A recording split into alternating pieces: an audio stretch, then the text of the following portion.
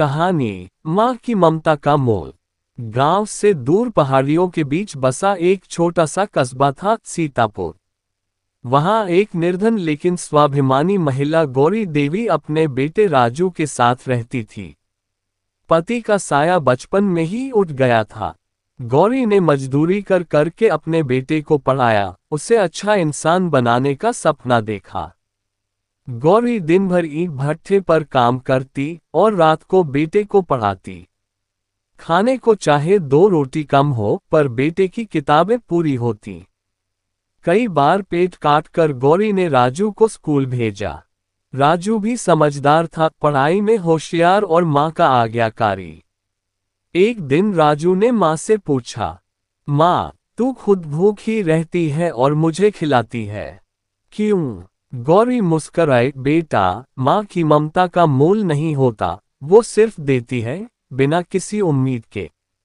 राजू ने पढ़ाई पूरी की और उसे शहर में एक बड़ी कंपनी में नौकरी मिल गई। वह अपनी माँ को भी साथ ले जाना चाहता था, पर गौरी ने मना कर दिया। मुझे मिट्टी से प्यार है बेटा, तू जा, उड़ान भर, मैं यहीं खुश हूँ। शहर की चमक दमक में राजू धीरे धीरे बदलने लगा।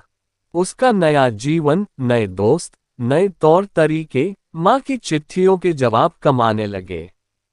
एक दिन राजू को एक बड़ी पार्टी में इन्वेस्टमेंट का मौका मिला।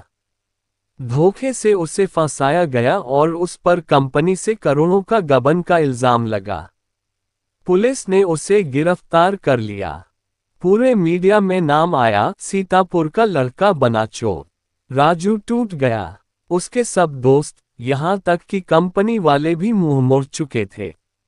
ये खबर जैसे ही गांव पहुंची, बुजुर्ग गौरी देवी शहर पहुंची, पैरों में चप्पल नहीं, हाथ में पुराने दस्तावेज और दिल में विश्वास।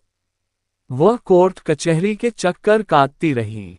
उसने अपनी जमीन गिरवी रख दी, वकील किया, सबूत जुटाए।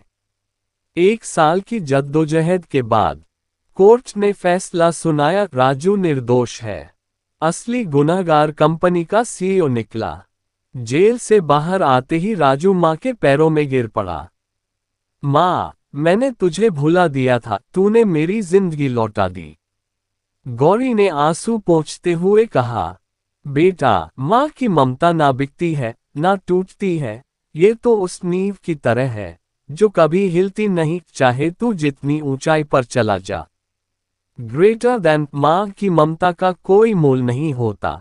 वो बिना शर्त प्रेम करती है और जब सब साथ छोड़ दें, तब भी माँ सबसे पहले खड़ी होती है।